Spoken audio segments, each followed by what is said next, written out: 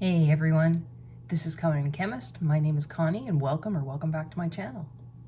So I thought I'd give you this view today instead of looking at an ornament or a book. Today's the day that we look at the Day 7 July 2023 haul.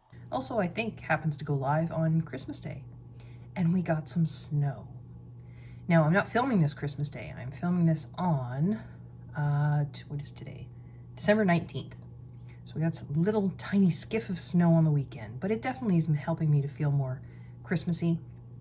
We're supposed to get rain though on Christmas Eve, which is so weird for us here.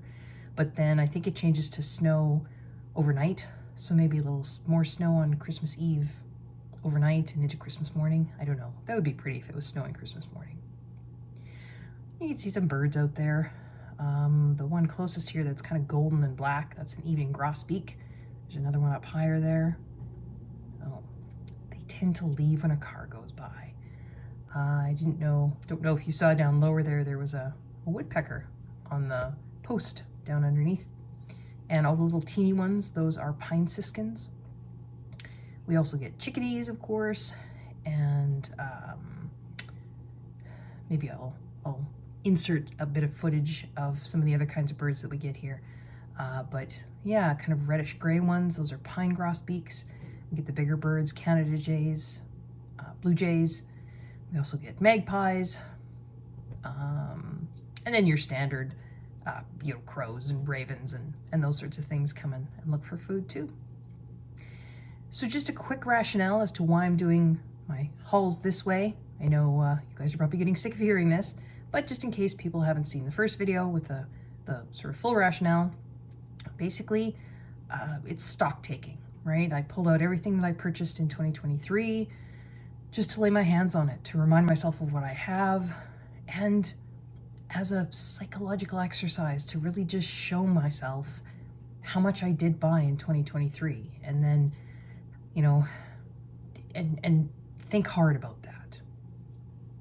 So without further ado, I think we will move on then to the July 2023 haul portion of the video.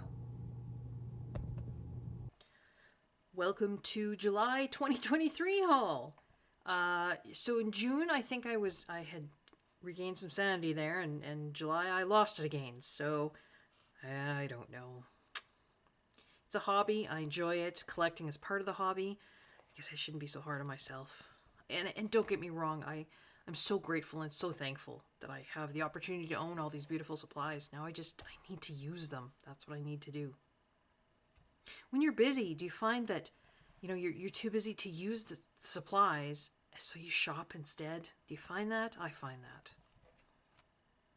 So one of the first things I got in July, trying to not knock my camera here, was the set of 50 Color metallic pencils.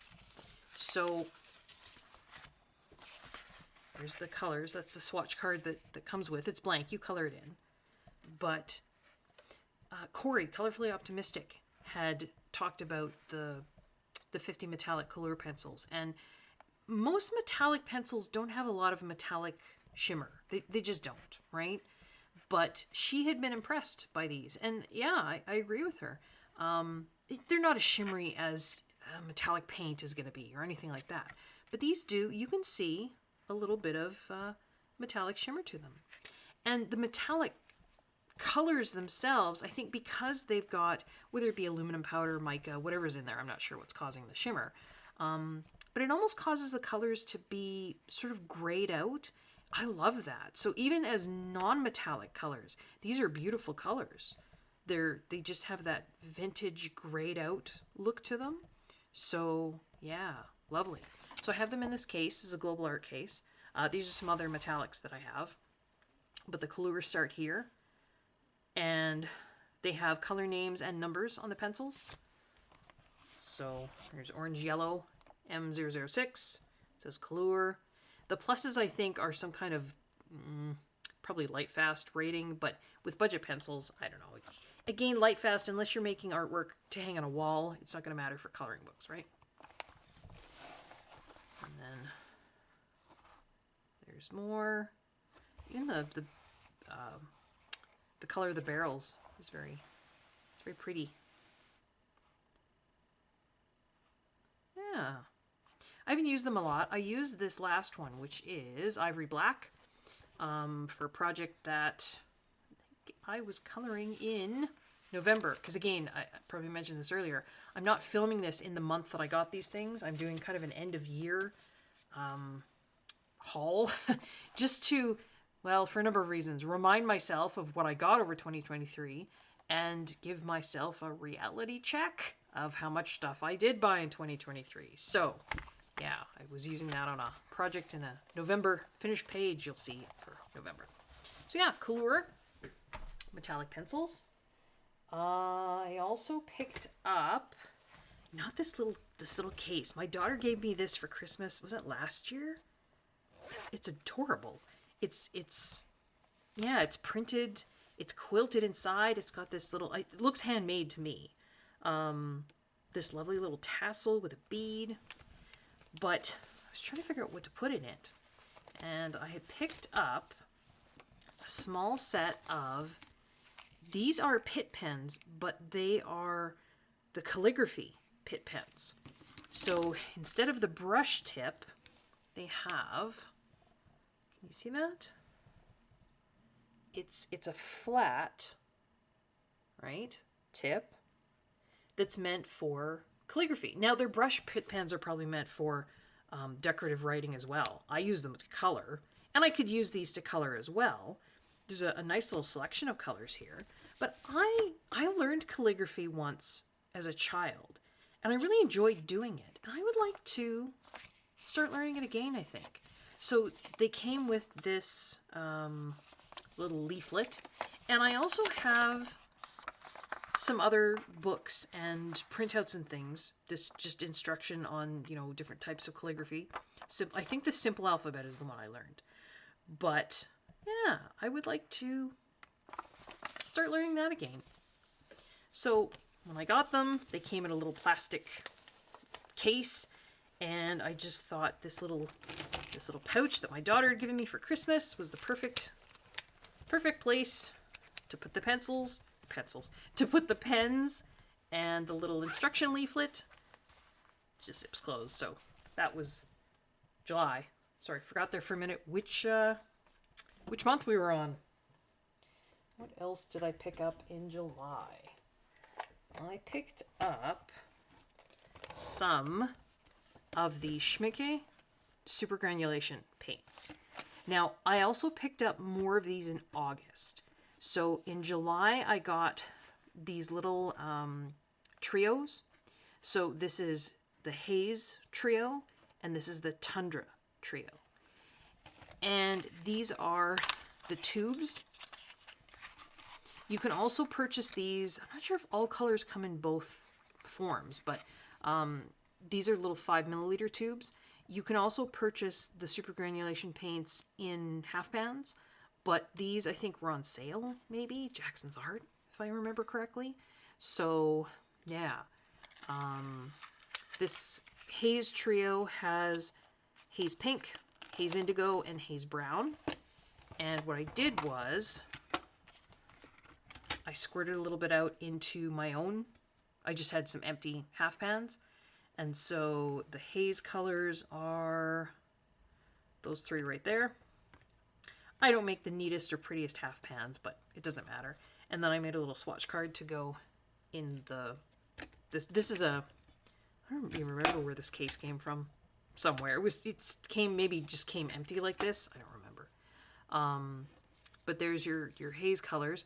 They're not going to granulate super well. I just did this on a piece of mixed media cardstock.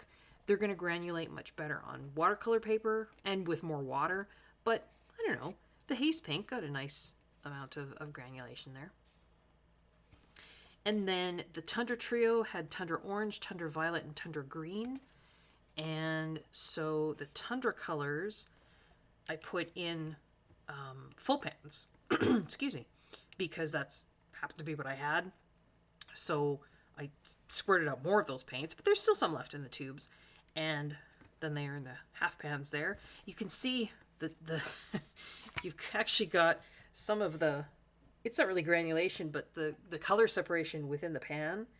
So I find when I'm using these paints, you really have to make sure you've got a sort of a good mixing going on in the top of the paint there, and then probably put some on a mixing palette to make sure you're not getting... You want it to granulate, but you kind of don't want it to go down as two separate colors like that. So yeah, I had the Haze Trio and the Tundra Trio in July.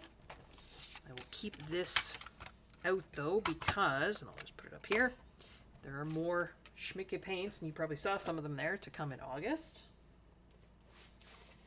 I also grabbed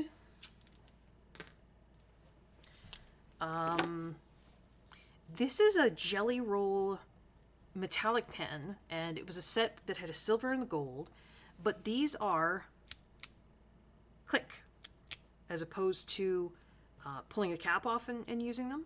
So it's a gel pen, a metallic gel pen, silver and gold. This has a 0.8 nib instead of a 10. So this is a 0.8 millimeter nib instead of a 1 millimeter nib. So slightly smaller nib than their regular metallic.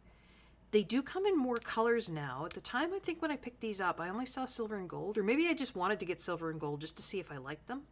There's certainly a level of convenience there. You don't have to keep track of the cap. It looks like it has the same cap on there, but it, it doesn't come off. It's just that's the click part. I don't like these as much. Maybe it's the smaller ball in the nib. I just find they don't go down as nicely. So it was a trial. I tried them out, but I don't think I'll purchase any more colors of these. I think I'll just, maybe in really small areas use up the silver and gold and just kind of probably not replace them. I also grabbed a Zig Clean Color Real Brush Pen. This is the only Zig Clean Color Real Brush Pen I have. And I got the clear blender. Now it looks like there's a little bit of color on there, but that's because I was using it for blending. I just wanted to see how this worked as a blender, say for blending watercolor pencils or Inktense pencils, right? This has an actual brush as opposed to, a fiber nib. It's meant to blend the Zig Clean Color watercolor brushes, but I don't have any of those. I do have a Arteza brand of those, but yeah, so I just thought I'd grab this open stock just to see. And you know what? I can't honestly remember where I got this. Sorry. Yeah, I just don't remember.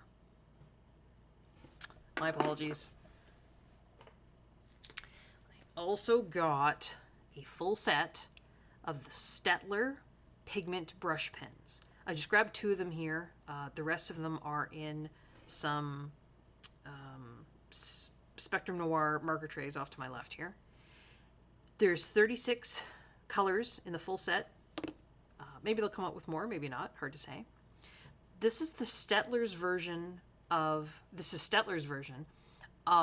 a pit pen, basically. So we've got the same kind of nib, and I can show you. This is turquoise. So where's a comparable?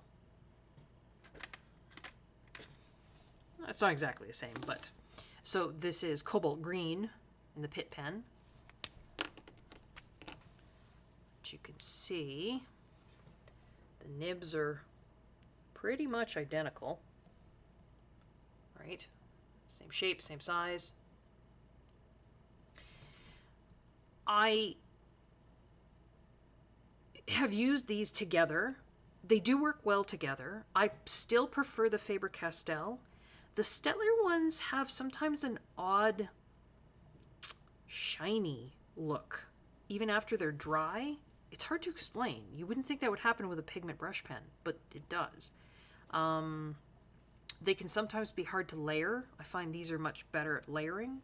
So, but you know what? There's some colors in the Staedtler range that fill in some gaps in color with the pit pens. And I have some little swatch cards here. So I keep these with all my pigment brush pens just off to the side. Handy, easy to have, easy to access. What I did here was I combined both sets. So this is a swatch of the 60 61 technically, Faber-Castell Pitt pens, because there's 60 colors plus a white, combined with the 36 Staedtler pens. So we've got 97 swatches here. And I just sort of took them all and put them in color order, like mixing the two sets. So you can see that. Oh, and there's also a few big brush Pitt pens with colors that didn't occur in the smaller Pitt pens that I put in. Like this big brush 278. It's a really nice dark green.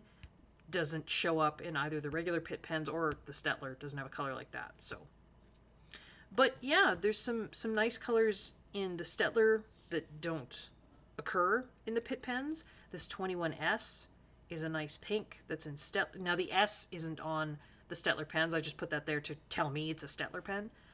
So 21 is a nice color.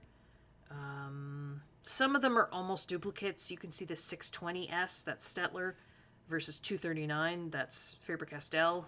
Those two colors right there, they're almost the same. So there is some duplication.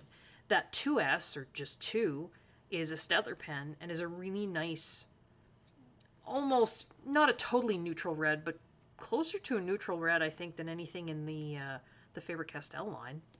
So, yeah. Pigment ink, of course, is different than...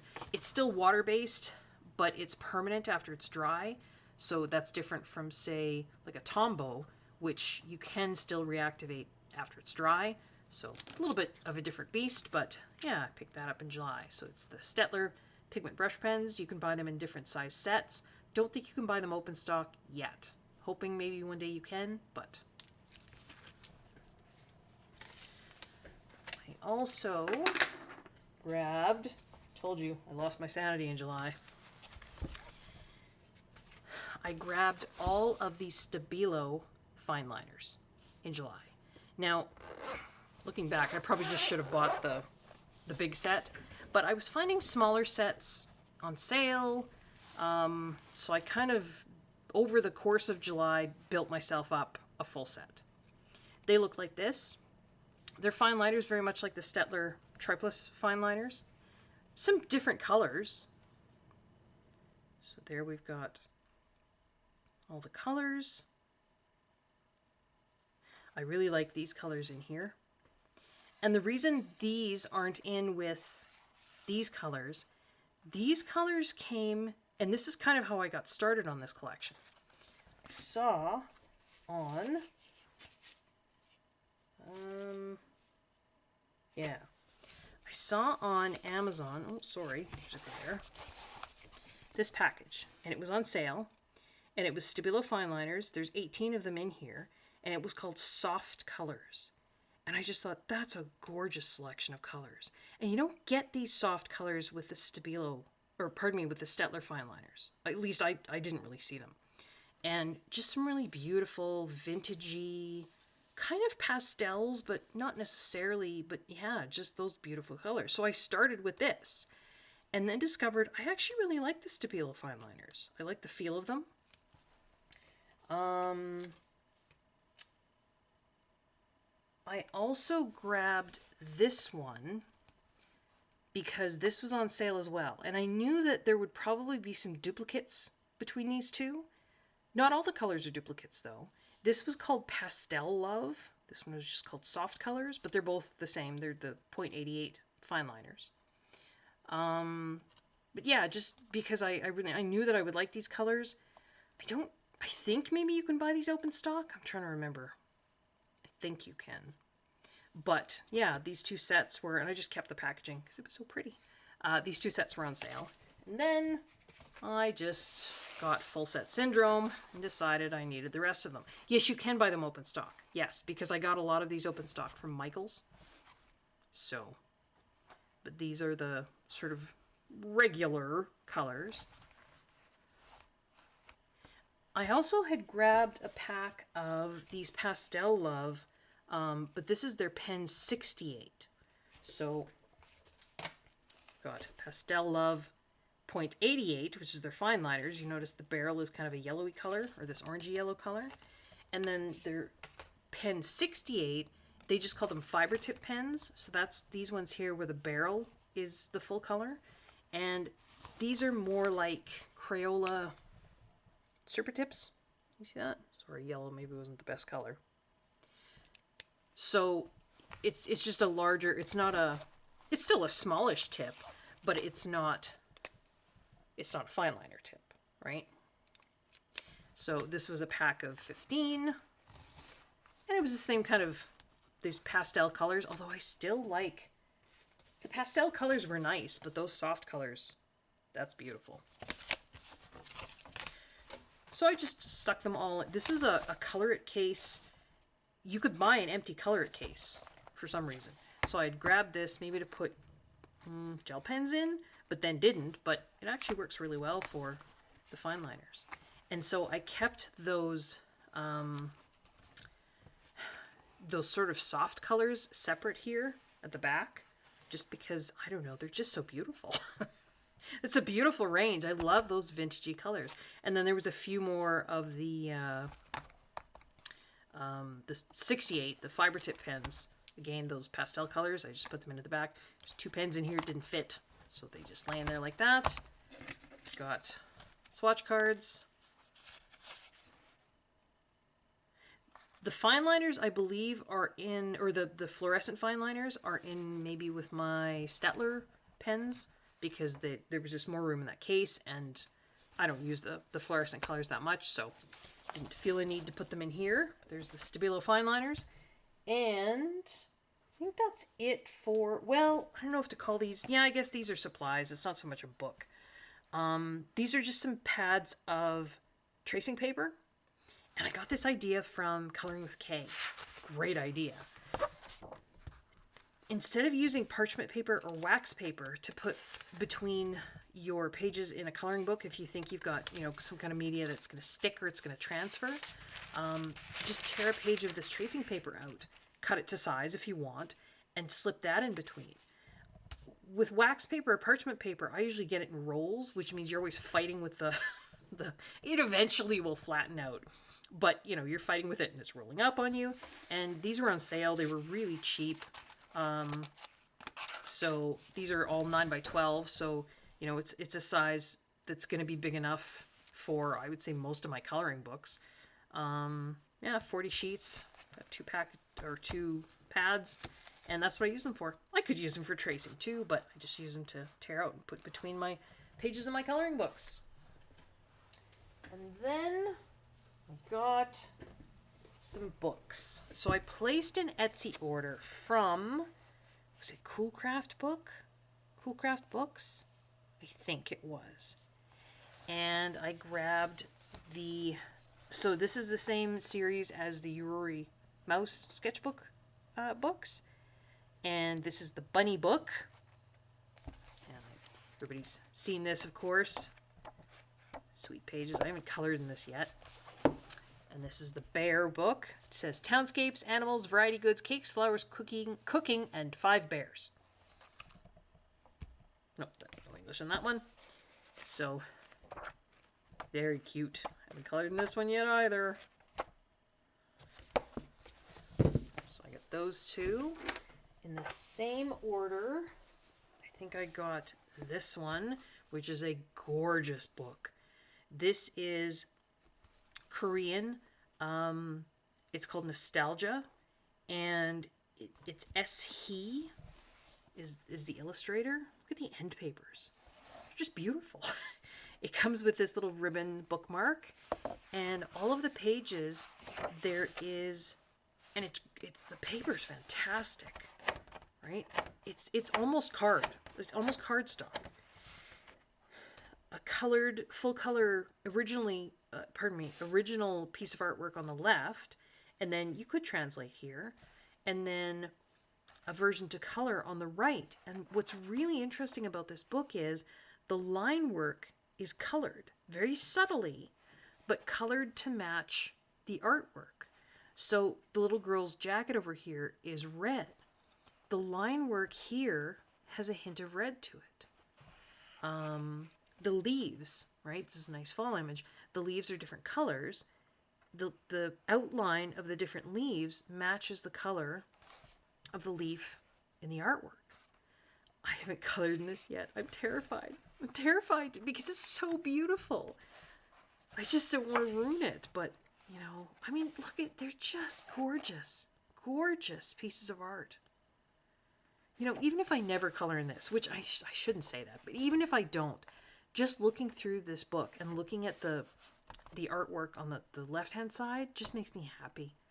It's such a beautiful book. It's a hardcover book. It's thick, right? Like, that's a thick book. And it's broken down into sections, if I remember correctly. There's another book by this same illustrator that is, like, it's a seasons book. But this one is, yeah, it just says Nostalgia 1, 2, 3, 4. So, as far as I can tell, it's not really by season. I mean, that is kind of spring, but, you know, that looks fallish, and we're still in Nostalgia 1 there. So, if I translated it, I could probably figure out what, you know, why it's split the way it is, but beautiful, beautiful book. I also grabbed Claire Therese Gray's Woodland Watercolor book.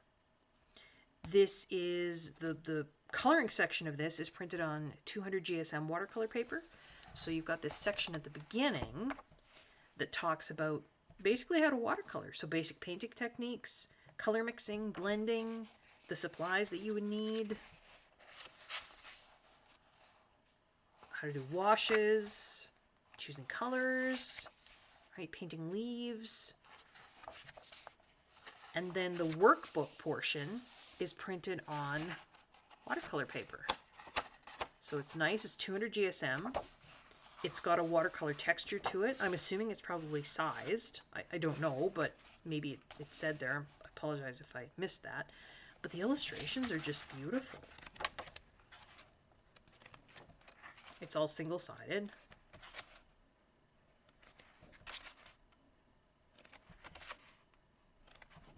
So, I mean, you could use other media in here as well, but it is meant for watercolor. Eggs. Yeah. So, that's a beautiful book. And I love the color palette on the front. Isn't that beautiful?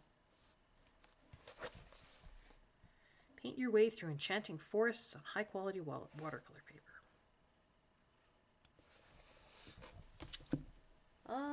Two more books. So I picked up in July, we're still in July, Tiny Worlds. So this is Matt Edwards. I love pictures with tiny details. So, you know, Tiny Worlds be right up my alley. I haven't colored in any of these books. Although, have I colored in that one? No, I have not. I'll explain in a minute. Tiny Wonders Test Tube Lab. Awesome.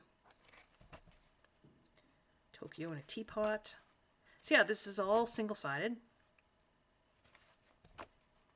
But tiny worlds within, you know, there's a flying acorn airway. So there's a, you know, within an acorn, you've got, you know, pilot, and he's got his cockpit there. So tiny worlds. Pit pens and those Stettler pigment pens are great for tiny details because the tip is so, it's so small and so fine.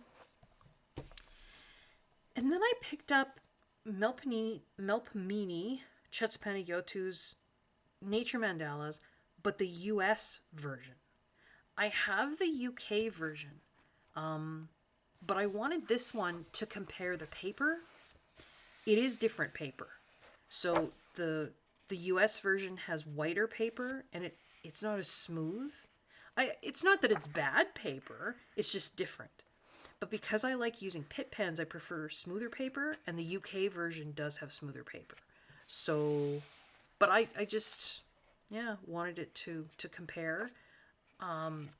Will I color in this one? We'll see. This would be, I think, be better for maybe colored pencils, because it's got a little bit of texture to it. The cover art is different as well on the US versus UK. But, yeah. And that's it for the July 2023 haul. Thanks so much for sticking with me. Hope everyone is safe. I hope everyone is well. And I hope everyone is enjoying their coloring. until tomorrow when we move on to August 2023, then I will say goodbye for now. Bye.